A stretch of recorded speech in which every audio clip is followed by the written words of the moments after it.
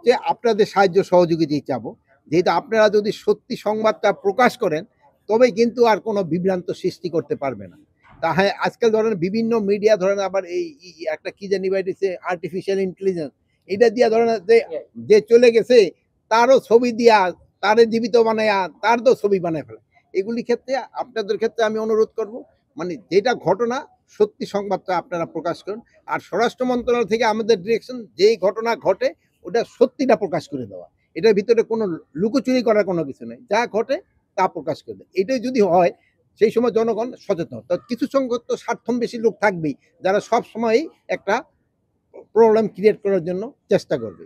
এজন্য আমি যেই সব রাজনৈতিক দলগুলি এই পুলিশের সাথে এবং অন্যান্যের সাথে একটা বিভেদ করার চেষ্টা করছে, তাদেরও অনুরোধ করব, আপনারা নিজেরা ভিতরে আপনারা করবেন। আমাদের সাথে তো রাজনৈতিক দলের কোনো বিভেদ থাকার কথা না।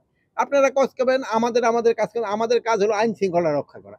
আর আপনাদের কাজ হলো জনগণের কাছে যেয়ে ভোট আদায় করা। আপনারা তাদের জন্য চেষ্টা করবেন। আর আমরা হলো জনগণের জন্য যেন তারা সুখে শান্তিতে থাকতে পারে, ওটার ব্যবস্থা করার দায়িত্ব হলো আমাদের।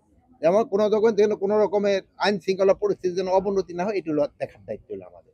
এই ক্ষেত্রে আপনারা কিন্তু সবচেয়ে বড় ভূমিকা পালন করতে পারেন, যদি আপনারা সত্যি সংবাদটা সবসময় প্রকাশ করে দেন। আর এখন হলো কি, মিডিয়া এত ভালো অবস্থায় আছে যে আপনারা কিন্তু সব জায়গার খবরই রাখেন।